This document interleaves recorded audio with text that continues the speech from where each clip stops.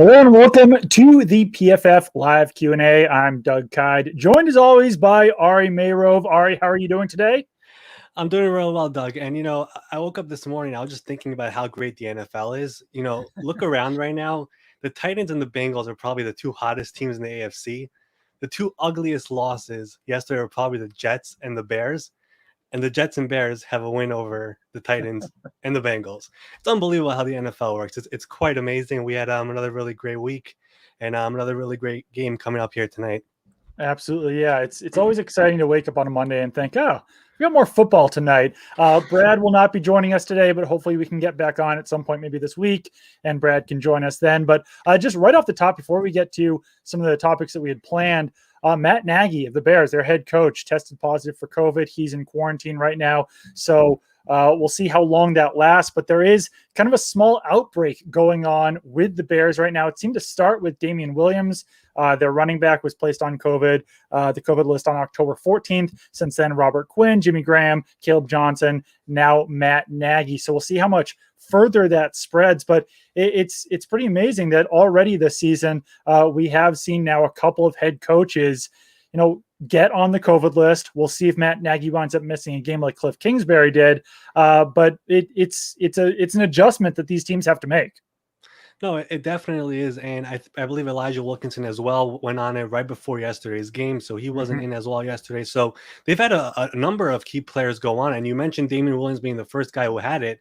He's actually unvaccinated, which I think is worth noting because the NFL mentioned in the offseason that if there's an outbreak that starts from an unvaccinated player, there could be some severe circumstances that happen if a game can't be played. Of course, we're nowhere near getting to that point, but I think it's just worth keeping in the back of your mind. Absolutely. Another thing that kind of became a bigger deal over the last week is that the Deshaun Watson trade rumors started to swirl again, really for the first time since the end of August. The end of August was really the last time that this was really percolating, and it seemed like a trade might be close between the Houston Texans and the Miami Dolphins. Nothing came to fruition at that point. But now the trade deadline is looming. It does feel like, at least from one source that I heard from, it seems somewhat likely that something could get done now before the trade deadline. Obviously, a lot of other pieces have to fall in place before that does happen. But I don't know. It does seem like this could be real. And even if it happens, there's still some mystery around whether Deshaun Watson could even wind up playing before, if he would wind up going on the commissioner's exempt list at that point, what that would mean for the new team. But, according to reports, he has okayed a deal to the Miami Dolphins, but the Carolina Panthers are another team that's kind of popped up in the last week or so. And according to reports, he has not okayed that as far as his no trade clause goes. So we'll see if he does okay that, how that interrupts the flow between the Texans and Dolphins. But like I said, it does seem more likely that a trade could happen, but it's still certainly possible that everything could fall apart before November 2nd. Yeah, it's so interesting because we've had a few moments over the past few months where we felt like, oh, this is going to happen this week. It's about to go down. And then it didn't happen. But once again, right now, it feels like there's a sense of urgency from all sides that they want to get this done now. But there are so many layers to this, as we actually mentioned last week in an article at PFF. First of all, let's just, mention what the Texans are looking for. They've been asking for 3 first-round picks and 2 or 3 more assets as well, whether it's a couple of second-round picks and a couple of defensive starters, something to that nature in a package. That has been their asking price from the start, even before all the off-the-field stuff, before the 22 civil lawsuits alleging sexual assault and misconduct, as well as 10 criminal complaints.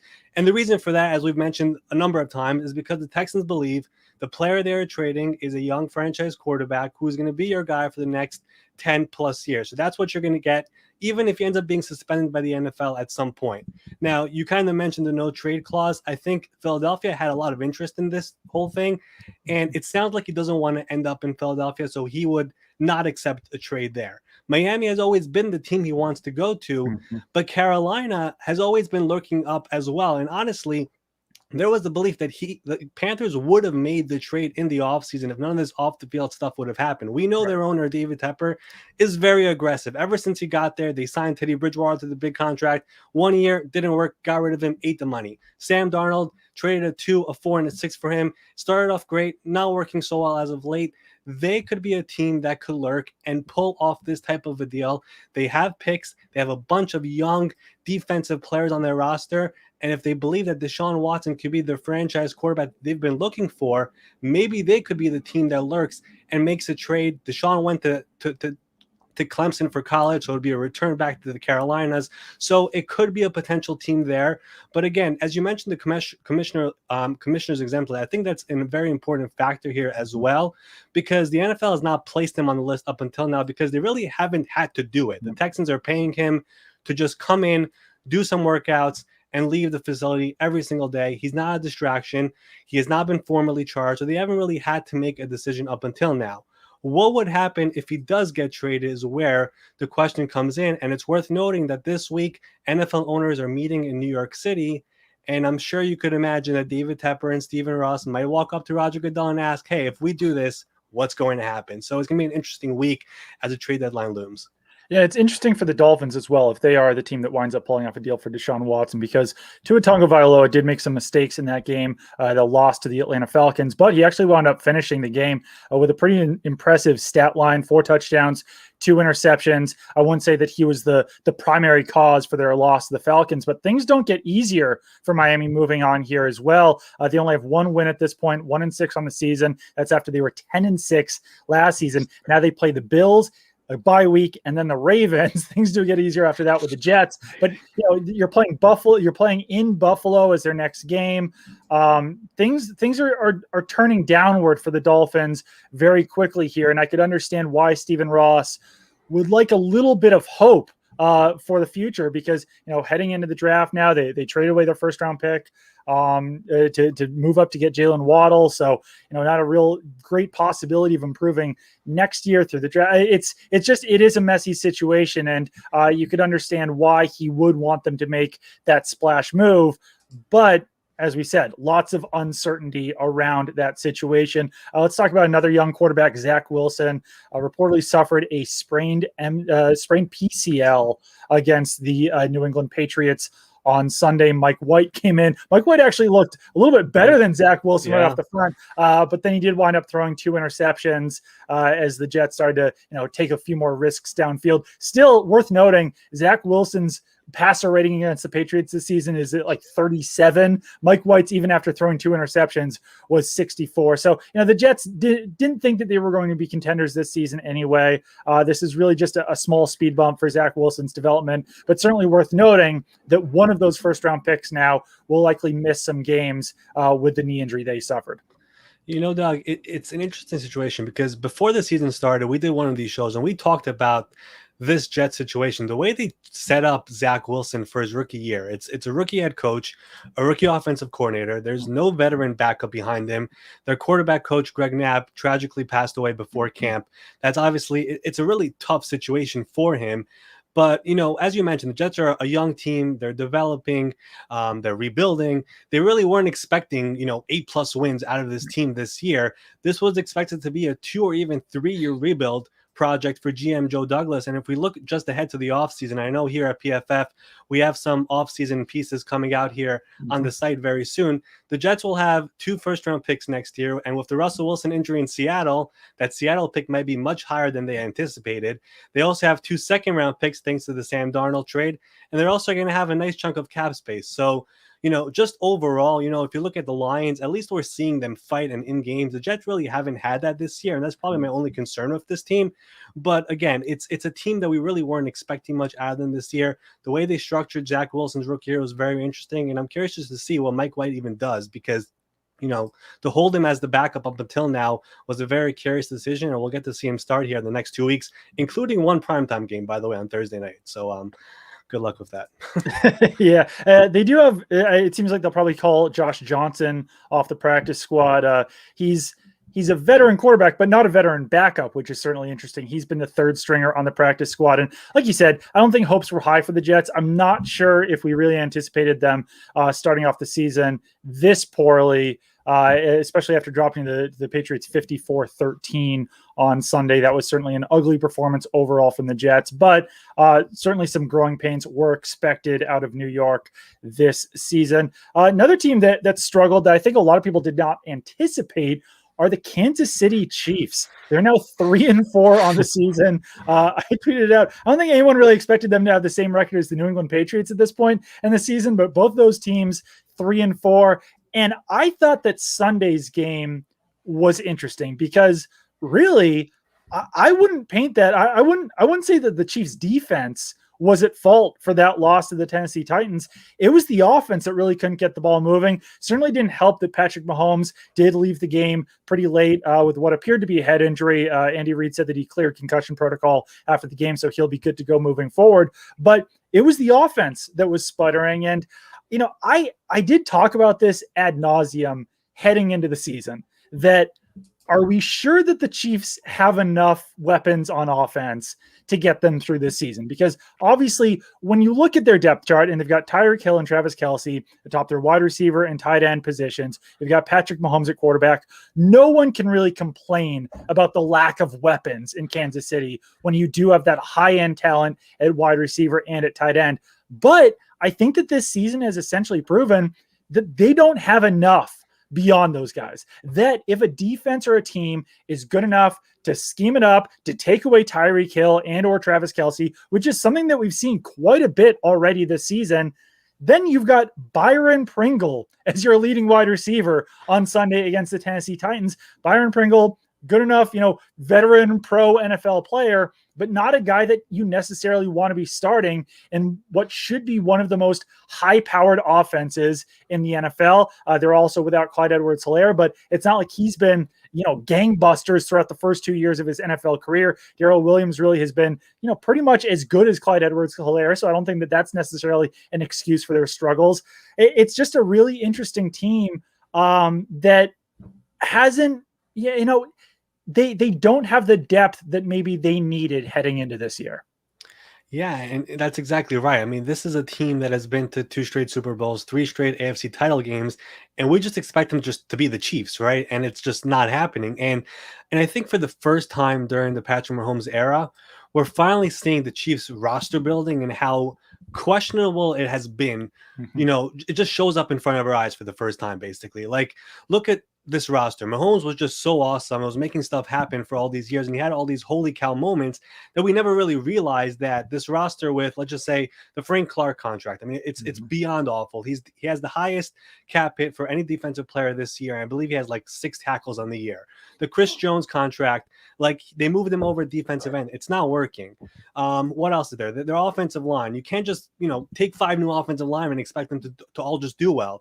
The secondary is a mess. Their drafts have been not so great, to say the least, right? The Clyde Edwards-Helaire pick, we all, thought it was a great addition to the offense. He hasn't really done that much, and he used the first round pick on a running back. So, just overall, the way they've built this roster, it hasn't been so great. And now finally Mahomes is not doing all those magic things that we've always seen.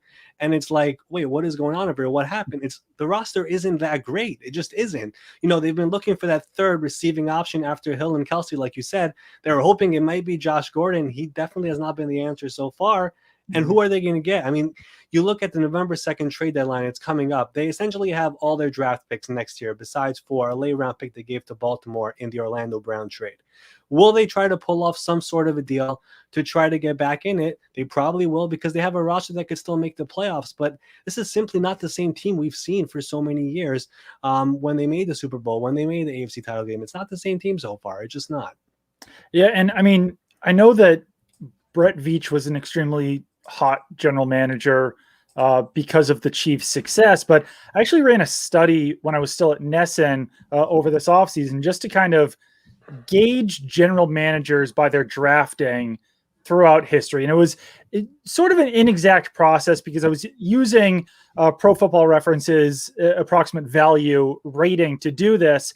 But Brett Veach, for his drafting over the last 5 years, ranks really in the below average category of NFL general managers. And it's pretty easy if you go through their recent draft picks to figure out why that's the case. They really haven't hit on anyone in a major way, I would say, since Patrick Mahomes. I'm just looking at Pro Football Reference right now because that's the easiest way to look at their draft history. And, since Patrick Mahomes was taken in 2017, the player with the highest career AV is Mecole Hardman, who's been a disappointment as a second-round pick. Even that class when they took Patrick Mahomes, beyond that, Tanoh Passanwau has been a decent NFL player. Kareem Hunt would have been nice if they had been able to keep him, obviously, but there were some, mitigating factors that went, beyond that for them. But yeah, their drafting really has not hit as often as you would like it to for a team like this that's on the rise. And, you go back to my history covering the Patriots. And when the Patriots were in this position with a young quarterback like Tom Brady, that's actually when they were hitting on a lot of those draft picks between 2001 and 2004. You had the Richard Seymours and Vince Wilforks, and that really allowed them to extend that dynasty beyond those early Super Bowl years. And so far, that has not been the case with the Kansas City Chiefs. So I'm certainly not saying that they're a team that's, going to miss the playoffs or anything like that. Heading into week 7, PFF had them at a 49% chance of making the playoffs. We haven't updated our numbers beyond week 7, but on the New York Times, they're currently at 42% to make the playoffs. Just given the fact of who they are, I'd probably put it maybe a little bit higher than that. But that really tells you where they are right now, that the Kansas City Chiefs have a less than 50% chance of making the playoffs, as of today. It's truly amazing. Like you mentioned, Mecole Hardman is like the best player they've drafted besides for Mahomes. That wasn't even supposed to be their pick. If you guys remember, that was they made that pick because of the Tyreek Hill off the field stuff that was going on the day before the draft. So just overall, they really haven't had that many great drafts. Their offseason moves haven't been great, and it's just been overshadowed because Patrick Mahomes has just been so amazing on the field, and Andy Reid has been just a great play caller. But we're finally seeing it catch up to them, and it's definitely a concern. It's what makes the NFL so great. Who could have expected the Chiefs to end up being in this situation? It was funny. This morning, a Steelers fan mentioned this to me, that the Steelers beat the Bills in week 1. And if you would have told a Steelers fan that we beat the Bills in week 1, we would have a better record than the Chiefs at this point in the year. We would be ecstatic, right? And here they are. What is going on? So again, this is what makes the NFL so amazing. Absolutely. We've mentioned it a few times now, the NFL trade deadline is coming up next Tuesday, November 2nd at 4 p.m. Eastern time. We've talked about it before as well. I'm curious to see how many deals actually do get made. And one element of this is just the amount of depth that teams are able to carry now on their practice squads with 16 players. Veteran players are allowed on the practice squad. That's why, a team like the Jets is able to carry a guy like Josh Johnson. That would not have been the case in the past. I could still certainly see some teams like the Chiefs maybe getting a little bit desperate, trying to improve their roster in the short term, fitting a guy into a short-term role. One player who has been mentioned for weeks now as a potential trade candidate is Colts running back Marlon Mack. Certainly not saying that he would be an option for the Chiefs, but there are some other running back needy teams around the league. I've been kind of periodically checking in on the Marlon Mack situation. And what I keep hearing is that it's quiet. I haven't checked after Sunday's games, but usually if a trade is going to go down, it's going to be on a Monday or Tuesday, just so that teams have that player heading into the week. By the time it gets to Wednesday or Thursday, it definitely does get a little bit slower. But any other players that are, that you can think of off the top of your head that could be potential trade candidates heading into November 2nd?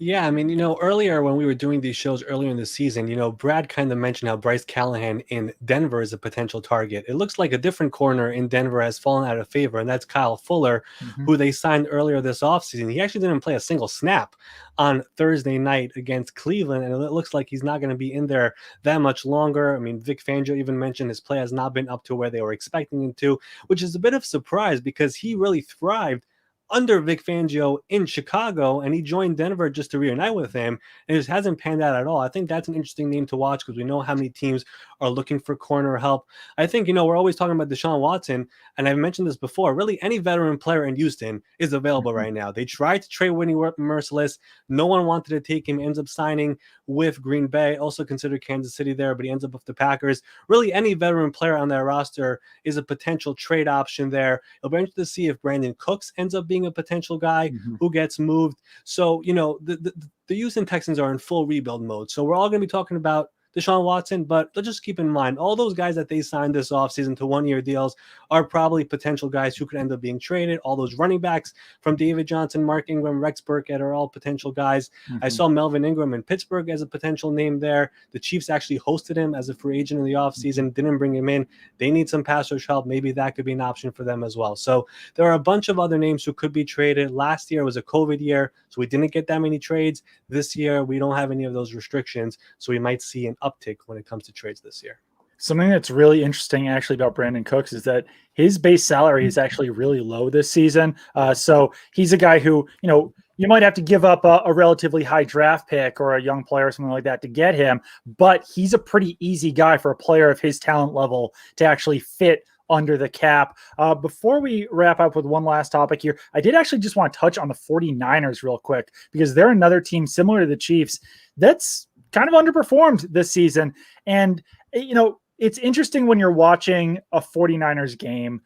A lot of people bring up the fact that Kyle Shanahan, as a head coach in his career, has a losing record, that he's got, 1 year as a winning record as a head coach. Obviously, once again, there have been extenuating circumstances beyond that with quarterback play, some other things, but it has felt like recently that things have kind of started to take a slight turn where criticism of Kyle Shanahan now seems to be more allowed than it was at this time last year, maybe even at this time, earlier in the season. Certainly not saying that he's a guy who could get fired by any means anytime soon, but it does feel like, especially among 49ers fans, that things are starting to turn a little bit, and they're starting to get a little bit more impatient with Kyle Shanahan in San Francisco. Doug, I think you're right. I mean, after last night's game, even during last night's game, I've never seen so much people under the replies for the 49ers saying, get rid of Shanahan. Like, I've never seen this before up until last night, and I found it to be odd.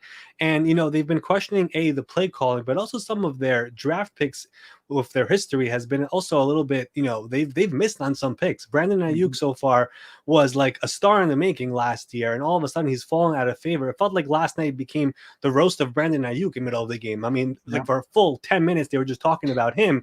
Like, it's very odd, and they're 2-4, and they're, for the most part, they've had a bunch of injuries, but they've been healthier than they were previously. Let's just put it that way. They've been much worse than what it is right now, and they're not performing at all. And last night really was pretty much a disaster. It really didn't go well at all. In the rain, the Colts are a dome team. For them to come in and get dominated like that against a team like the Colts was very surprising. And, it becomes interesting because they traded so much to bring in Trey Lance, and Jimmy Garoppolo is still the guy. And, Kyle Shanahan has said from the start that is going to be the plan. And I'm not wondering about if Trey is going to be the future. I mean, he is the guy, but it's interesting that they haven't been able to pass the torch to him yet. And Jimmy is still the quarterback through 7 weeks. I know he got hurt, but even that one game he started, Kyle kept on saying, no, Jimmy is still going to be the guy. And I found it to be a bit surprising and interesting. And I'm curious to see what happens after this week. Jimmy last night, not a great performance. Trey Lance should be back from that knee injury. Are they still going to stick with Jimmy Garoppolo against the Bears team that has been struggling as well? I'm very, very curious to see what happens there, because I think that will tell us a lot about that quarterback situation. Definitely. And last night's game was a little odd just because of the conditions. I think there were 7 fumbles, 2 interceptions. But 49ers started out hot. Were not able to sustain that throughout the game. And it does feel like, just with Trey Lance's potential development, Kyle Shanahan has probably bought himself, another 2-3 years just to see when he does live up to that potential. But there are, Mac Jones is playing really well in New England right now. Other rookie quarterbacks are starting to play a little bit better. Trevor Lawrence among them. We'll see what happens there in San Francisco.